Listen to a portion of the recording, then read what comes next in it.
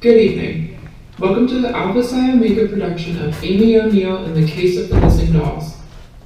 We begin by giving respect to those who came before us and by acknowledging that this land on which we perform, teach, and learn is the traditional land of the Wyandot, Ottawa, Potawatomi, Chippewa, Seneca, and Lenape people. Please note that the show tonight contains dramatizations of transphobia and transmisogyny, as well as explicit language. For the safety of performers and our audience, we recommend keeping your mask on at all times within showroom theater. Please be advised that photography, flash photography, and recording devices are strictly prohibited during tonight's show.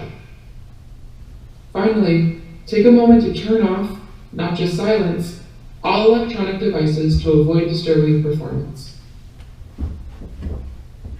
And now, please sit back, relax, and enjoy the show.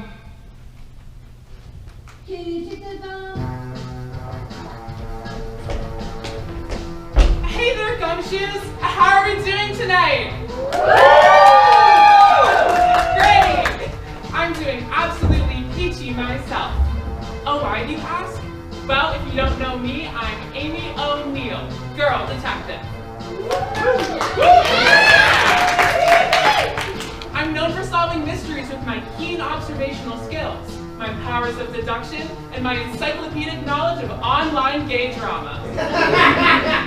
With these things, and my trusty magnifying glass, I've solved cases all over the world. From the pop-napping at Pride to the filching at Folsom, I've cracked the LGBTQ community's toughest cases. So why am I doing so peachy? Well, Gumshoes, there's nothing a girl detective loves more than a good mystery. And let me tell you, this case I've got might just be my toughest one yet. But don't worry, Gumshoes. If we keep our wits, hang on to our magnifying glasses, and remember to look out for each other, I know we'll be able to solve this caper lickety-split. And you can hold me to that. It's a girl detective's promise. So, are you excited? Great! Well then, everybody, let's all grab our notepads, put on our thinking caps, and get ready to solve the case of the missing dolls. But first, it's important that we're all on the same page. We're trying to solve the case of the missing dolls. So tell me, do you know what a doll is? Clap if you know what a doll is. Okay, let's do a little refresher, just in case. You see, a doll is a kind of girl, a very special kind of girl. For starters, a doll will usually be a little bit on the taller side. She might have a beautifully husky voice, an enchanting jawline, and a dazzling selection of combat jackets. Dolls also have a wide variety of interests. A doll might like rock climbing, role-playing video games, or even poppers. Some even like all three. So, Gumshoes, do you know the kind of girl I'm talking about? Clap if you know the kind of girl I'm talking about. Great! Now, before we begin, I have a bit of a confession to make. You see, I hope I'm not pitting girls against each other by saying this, but out of all the girls in the world, I love the dolls the most. And that's pretty good news for me because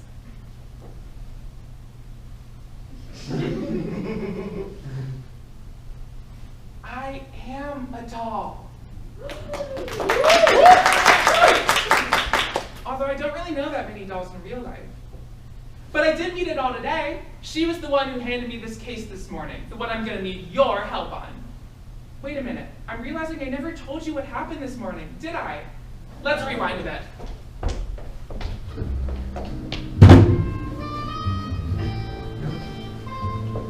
The place? The bustling big city streets of Wooster, Ohio. The year? 2024. Cigar of choice? Ballpoint pen. The unlucky sap? Yours truly. You see, I was up all night pondering some cold cases. Cases like, where is Amelia Earhart? Who really was Jack the Ripper? And how many rotating cubes do you have to picture in your head before you're considered legally male? Because, Gumshoes, I love mysteries. I love mysteries like the sun loves the moon, like the bees love the flowers, and like the rain loves the asphalt. I chase mysteries, the way a dog chases a cat, and the way a queer influencer chases respectability. And when I get my hands on a good mystery, I hold on to it, the way a G-man holds on to uranium. It was just my luck, too, because a new mystery fell into my lap and knocked on the office door. The knock was louder than a coward at the McCarthy hearings. I looked around, rattled, but before I knew it, before I could even blink, almost by apparition, the most beautiful doll I'd ever laid eyes on was sitting at my desk. You're Amy O'Neil, right? The world-famous girl detective. Now, let me give you a free detective tip, Gumshoes. When you're solving a mystery, you never want to let your guard down around anyone. Anybody could be the culprit, so that means that everybody has to be a suspect, no matter how nice they might seem. So look closely at what happens next. I want to show you how a girl detective keeps her wits about her, no matter who she's talking to.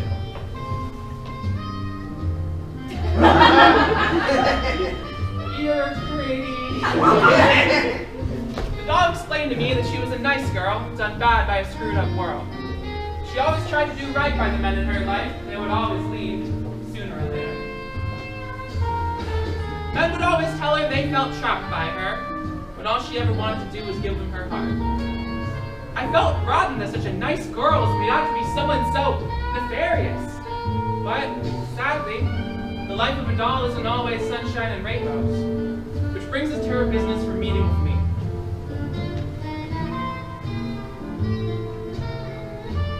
I've been keeping track of something for a little while now. See, I think something's been happening to dolls as of late. They've been disappearing.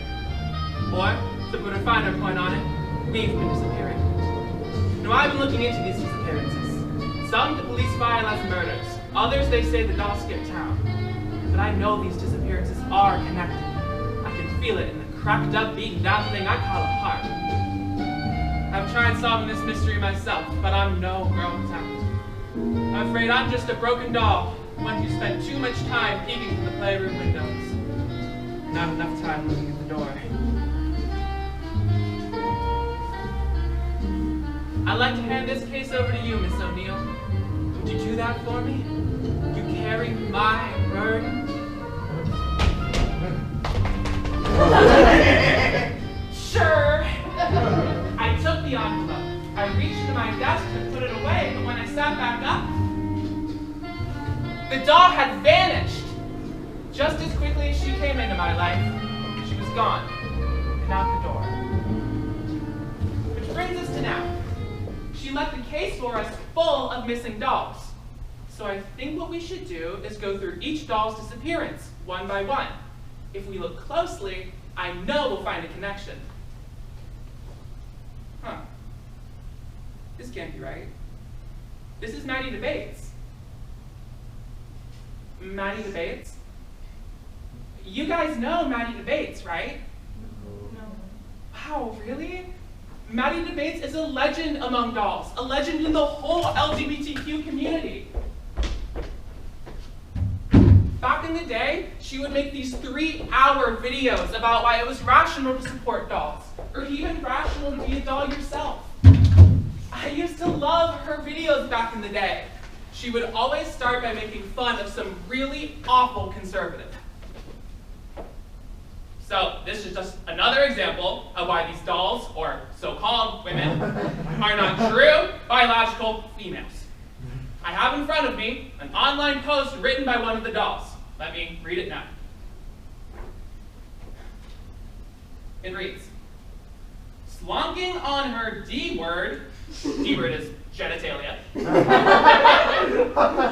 "slonking on her D-word silly style until she ejected." Well, as you can see, it gets more graphic from there. Now, the obvious lewdness of that post aside, 30,000 likes on that post, by the way, really shows where we are as a society. It proves that dolls are not true biological females. Because unlike what this post seems to claim, it's a basic fact that women, as we all know, do not have sex for pleasure.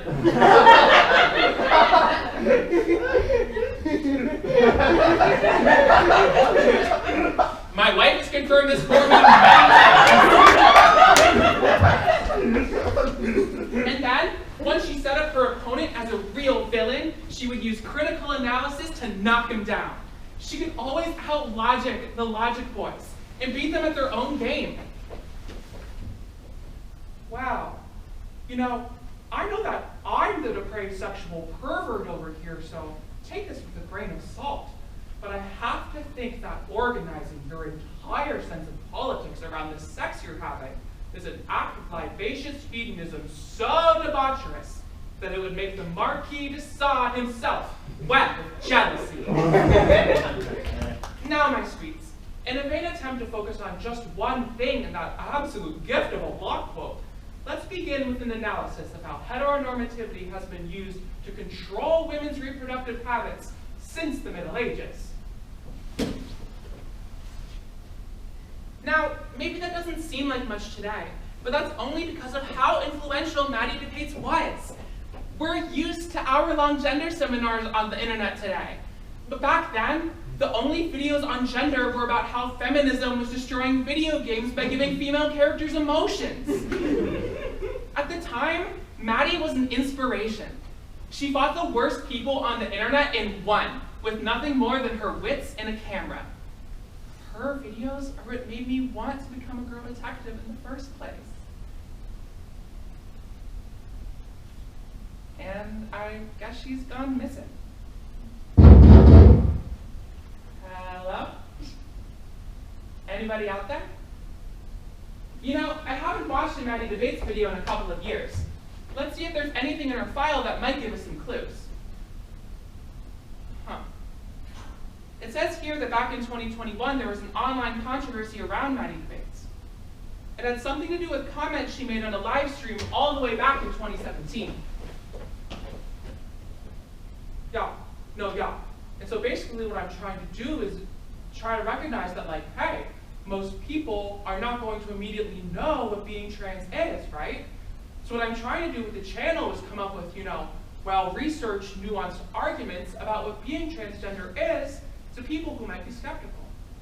And to me, there are a lot better arguments to make than, oh, I'm not a man because I don't identify as a man, Anything that starts with, oh, I identify as this, so I'm valid, seems very flimsy to me. It's hard telling everyone you're a doll. You want to prove yourself and try to come up with reason after reason about why it makes sense to be this way. Most people get tired of doing that after a while. I get wanting to justify your existence, but it usually just gets you or other people hurt. Gumshoes, I don't want to waste all my time justifying why I exist. Instead, I want to make the world see me for who I am. So, apparently, when that video resurfaced, people didn't take it well. They were calling Maddie a bigot, a traitor, a bootlegger. Somebody even compared her to George Bush. They started threatening her, doxing her, calling her by a different name. She ended up deleting all of her social media, and I can see why. I think that Maddie was getting a lot of her support from people online, and, well, can I say something maybe controversial? Sometimes, I think that people online can get really upset about things that aren't really that big of a deal. That's just a theory, though. Still, that's why I don't go online that much anymore. And why I'm lucky that you guys are my friends. Anyway, with her social media account deleted, no one heard from Maddie until she released a response video a few months later. It's funny. For the last 5 years, I have been getting harassed, doxxed, and had my life threatened almost daily. I have transitioned very publicly on the internet. I thought I developed a thick skin for this kind of thing.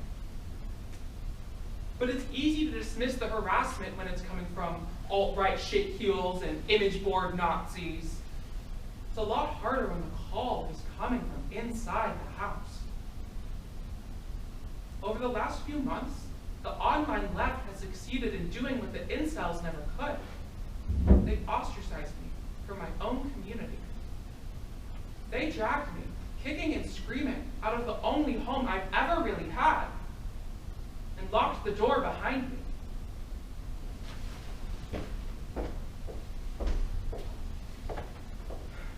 Following the release of that video, Maddie made the rounds on the left-wing podcast circuit, where hosts would bring her on to talk about cancel culture.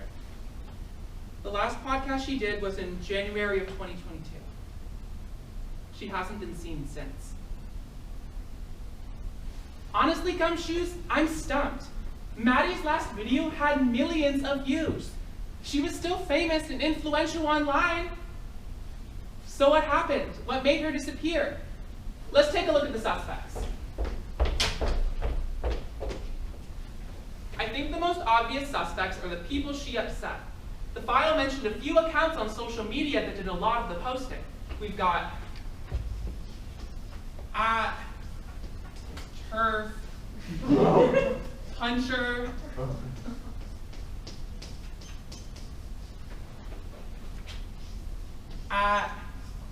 We Go High,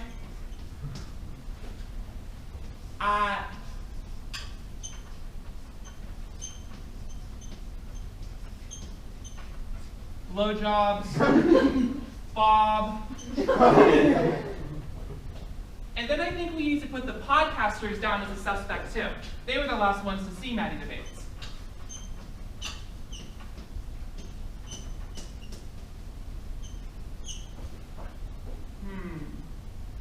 The awful conservatives should also be a suspect. They've had it out for Maddie forever.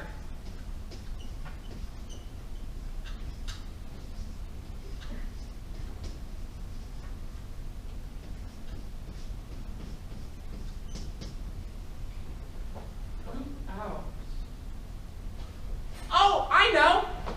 He was in the case file, right in front of our noses.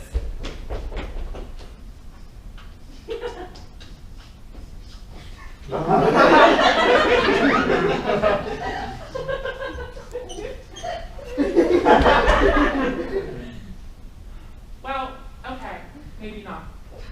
Still though, who else could have made her disappear? This is everyone listed in the file.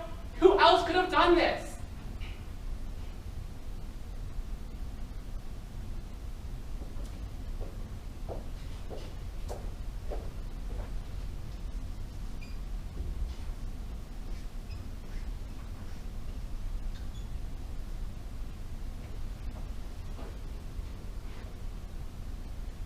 Honestly, Gumshoes, I'm not sure about any of these suspects.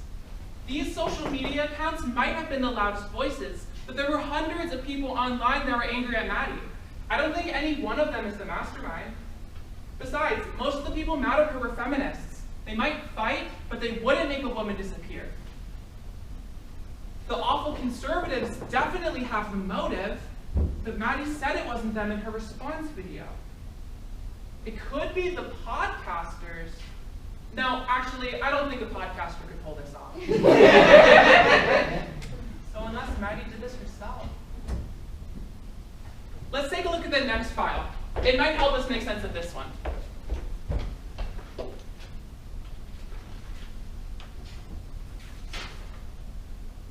Oh no. Oh no, no, no, no. This is Sofia Castro. No, no, no, you guys know Sofia Castro. Really? She was one of the founding members of the Gay Equality Alliance.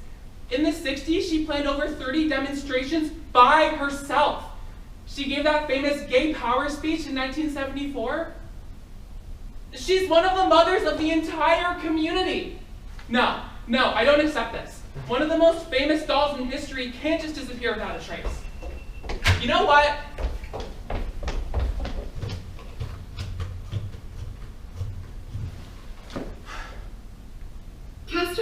Wooster, empowering women to live their most intersectional lives.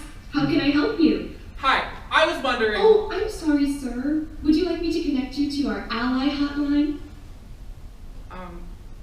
No, I'm a girl. I'm actually... Oh, right, of course. My pronouns are... Oh, it's fine. She... You don't need to... Her. Thanks. I wanted to ask... Hers.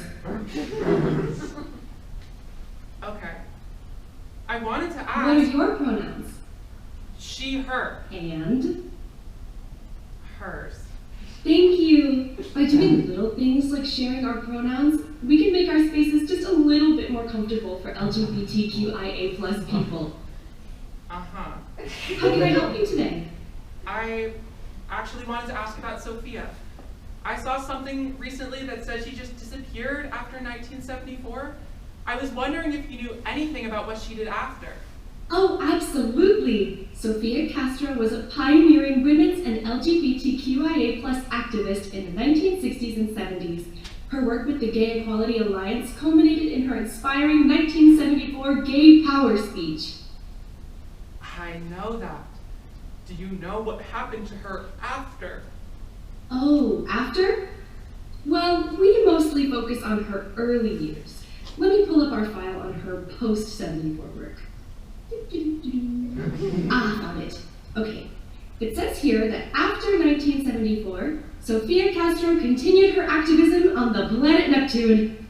Does that help? The planet Neptune? Are you serious? Maybe they meant Neptune, New Jersey? It's hard to keep track of anyone outside of New York. What? That's... Okay, whatever. There's really no trace of her after 74? Nope, doesn't look like it. Maybe look on Neptune? Thanks. No problem. Is there anything else I can help you with? I'm really good. Sounds great. But before I let you go, I want to apologize for how I treated you on this call. You do? I do.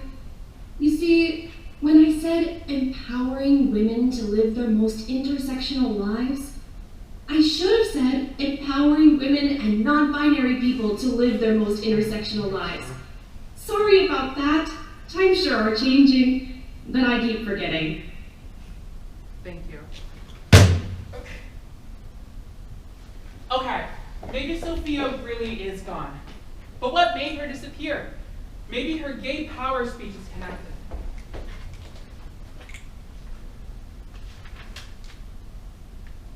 It says here that she gave the speech at a rally in 1974. The movement was getting really popular by then. Apparently, Sophia wanted to speak.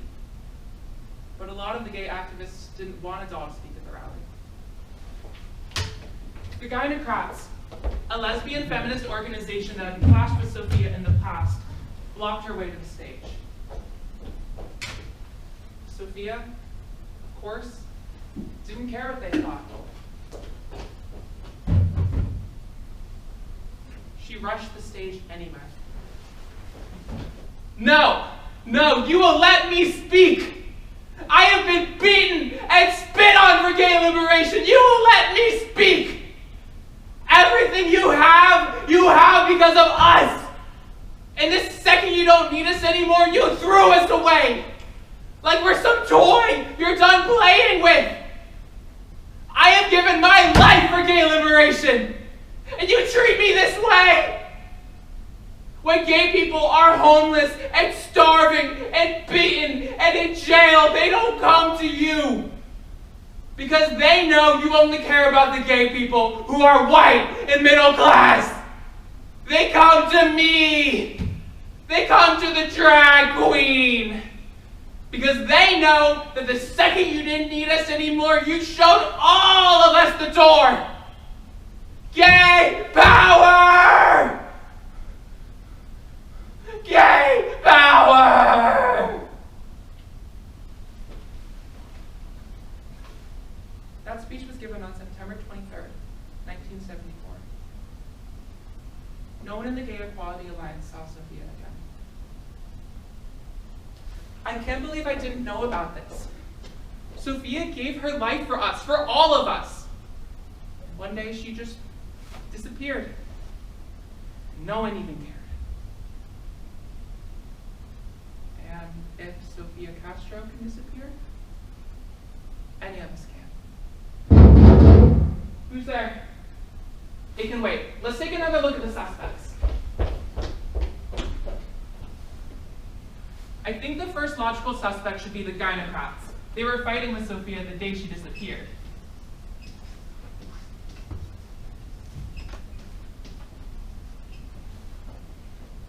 Or if it wasn't them, maybe it was the Gay Equality Alliance. It seemed like everyone there had it out for her anyway.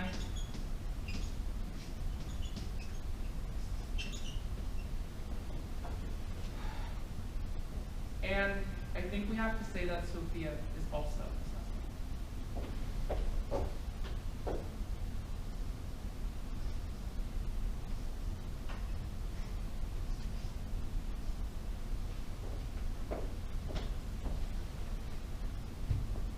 But wait, this doesn't make any sense. I know the gynocrats were fighting with Sofia, but I'm sorry, no feminist would do that to another woman. And none of the suspects in the Maddie Debates case are in the Castro case at all. It's not like there were any podcasters or social media accounts in the 70s. And most of the conservatives that hated Maddie weren't even alive in 74. It could be George Bush. No, it couldn't. These cases just don't have anything in common. But I know they're connected. I can feel it. I just don't know how to prove it.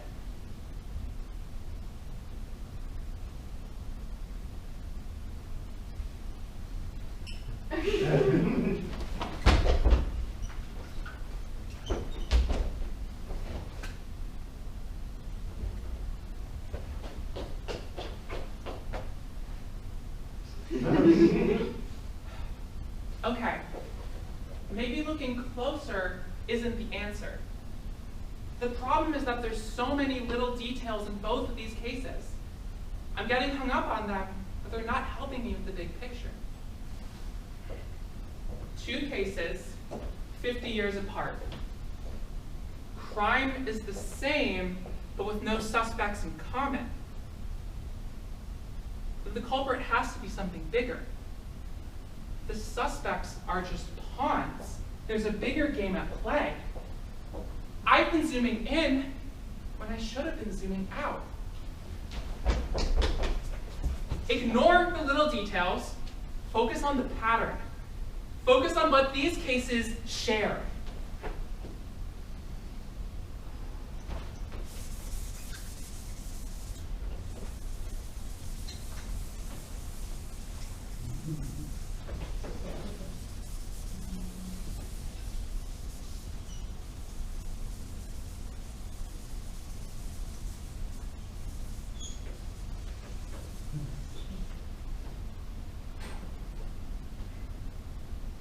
Okay.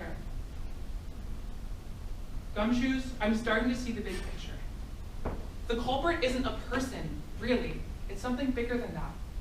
It's more like a force, and it commits its crimes through people, even through some feminists. Its goal is to cut dolls off from society, and its motive is power.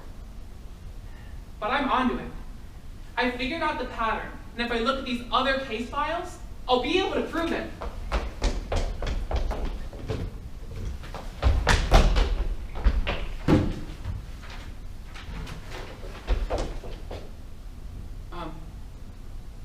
This isn't right. This is a mix-up. It says me. I'm the next case file. Amy O'Neil was a girl detective specializing in LGBTQ-related mysteries who disappeared on April 19, 2024. The day of her disappearance, Amy derailed a case she was working on by spreading theories that were considered by many to be divisive and anti-feminist. Accordingly, the city suspended her private investigator license. No one has seen her since.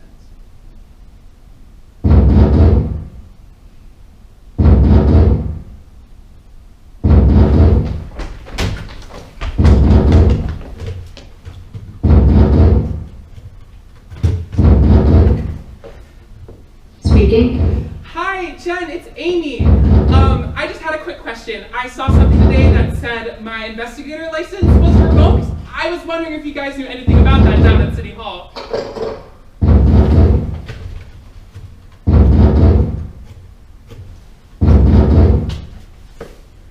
Hey, it's Nancy. Hey, Nancy, it's Amy. I was just looking at the O'Neil Hero4 case last night. Some of the forensics look really interesting. I was wondering if we want to get together tonight and swap theories? Don't call me anymore.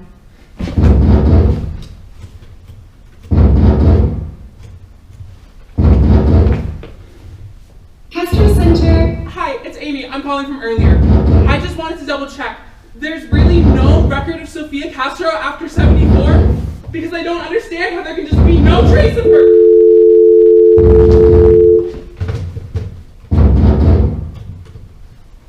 No! I'm sorry, I didn't mean to yell. No, I mean just please don't go. I'm so close to figuring out this case. We are close. I can't do this without you. I just need a little bit more time. And if I can explain myself, then everything is going to be okay. Please, just don't leave. Please, you have to listen to me right now. You're being tricked, okay? There's this force, and I don't have a name for it yet, but it's controlling you. It's making you shut me out. You can fight it if you want to. I know you want to. I know you don't want to do this. Okay, I'm sorry. I know that what I did was sexist, and I apologize. Okay, I'm so sorry. And I know that being sorry isn't enough. And I'm going to work, do better, and do my best to learn. And I'm going to listen just to the women that I hurt. I'm going to do what they think is best. I'm sorry, just what can I do to make this right? What can I do? Please just tell me and I'll do it. What can I do? Please just tell me. I'll do anything. Just don't make me disappear.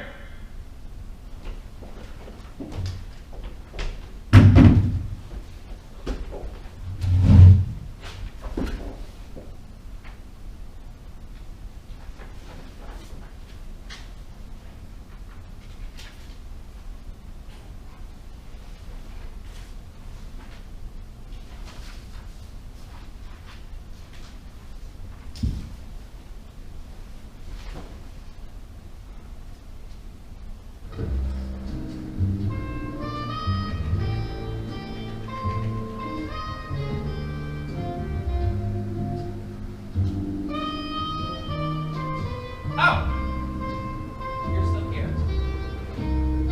If you don't remember me, I'm Amy O'Neil. Sorriest excuse for a detective this side of the fingertips. Why are you still here? Maybe it's sympathy.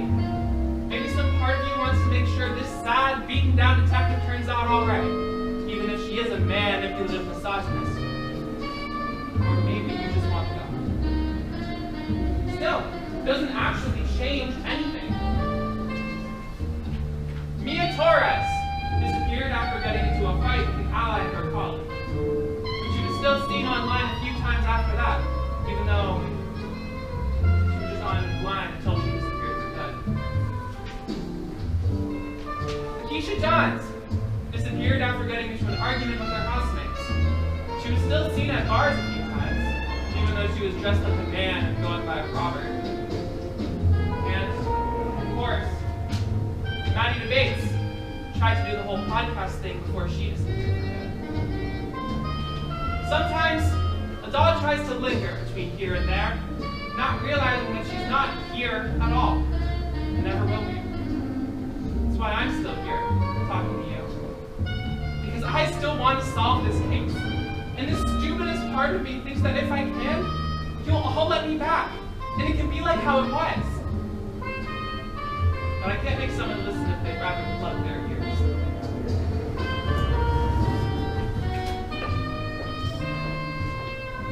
So no, I haven't solved this case. But I can tell you what happens next. Sofia Castro, and the second you didn't need us anymore, you showed all of us the door. Maddie Debates. They threw me out of the only home I've ever really had and locked the door behind me. And of course, the doll who handed me this case in the first place. I've spent too much time peeking through the playroom windows, and Not enough time looking at the door. It doesn't take a girl detective to figure out where this one's going. And that's my cue.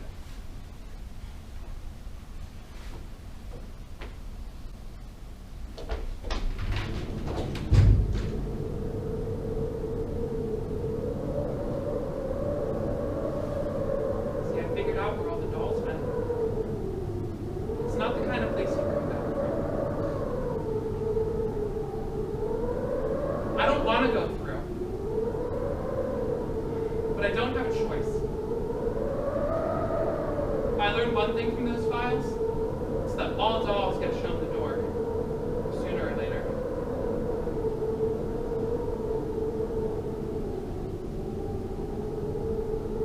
Gumshoes, I don't understand. I did everything I was supposed to, and it still turned out like this. I kept my wits. I tried my best to stick by others. I even held on to my magnifying glass.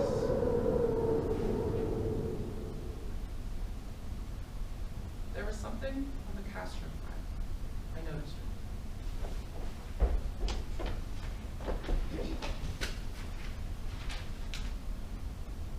it. It looks like there's something written in the margins. It's unreadable to the naked eye. But maybe if I look closer. And here we are in New York, along the banks of the Passaic herewith, well, I guess I'm joined by a stunning, gorgeous, knockout, 5-star, hot-looking bitch named Sophia Castro. Oh! Well, thank you very much. Oh, I'm just stating what is patently obvious to anyone with eyes. Wow. Are you trying to read me? Well, maybe a little. But we're here with Sophia Castro. She's our newest and greatest real estate mogul here in New York City. Why don't you tell us about this property here, this gorgeous riverside encampment? Well, do you call it an encampment? Well, an encampment is fine. You could call it a community. Because we got our tents over here, we got our barbecue grill right here, we got some chairs. We got more tents down out further on the pier. And you know, we're out of the city here, so they can't stop you from jaywalking. Giuliani can't touch you out here, is that it? That's right, that's right. And we don't have any heat out here. We do have this river though, and that's nice. I like to sit out here and look at the river a lot of the time. But I've been thinking, you know, just off the top of my head. I know 10 or 15 different gay liberation people who would love to have you move in.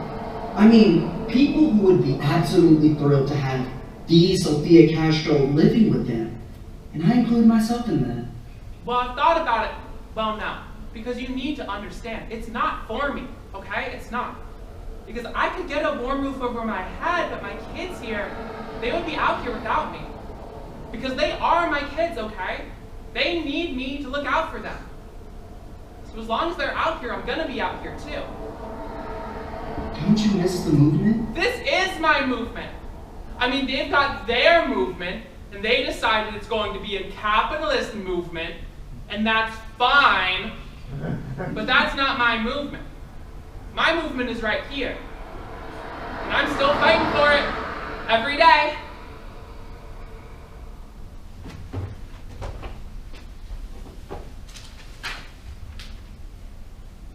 That winter, Sophia moved herself and her kids into the dollhouse, a home for homeless trans women run by one of her daughters. She found an apartment there and lived there for the rest of her days.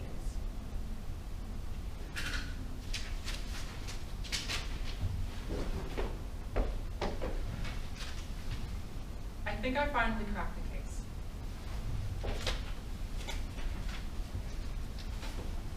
And yeah, it was my hardest one yet.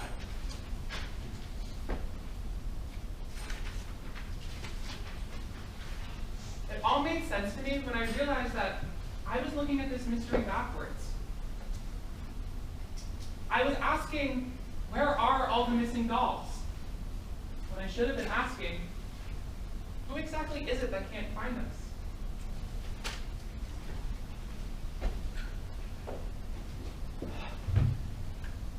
Gumshoes, dolls are everywhere. We're on your bus, we're in your grocery store, or along your jogging route in the park.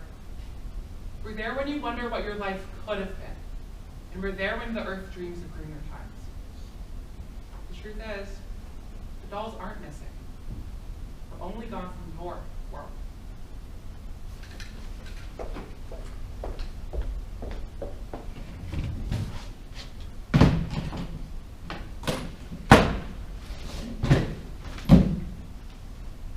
Can I tell you a secret?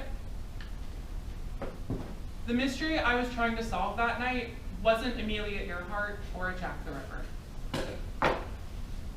It was actually the first mystery I've ever tried to solve, and I've been stuck on it my whole career.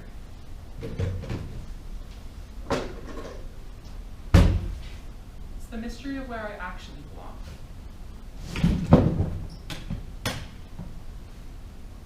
And I don't know where that is yet, but I know how to find out.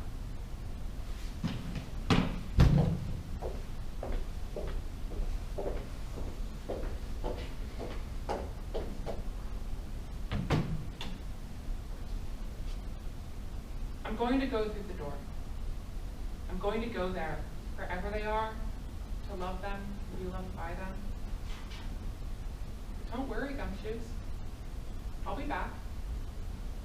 While I'm over there, I'm going to be working with them, building with them, loving with them, until we're strong enough that no one can shove us out the door again. And when that day comes, we'll all be back, bursting through your locked door, ready to take our place in the sun. And you can hold me to that.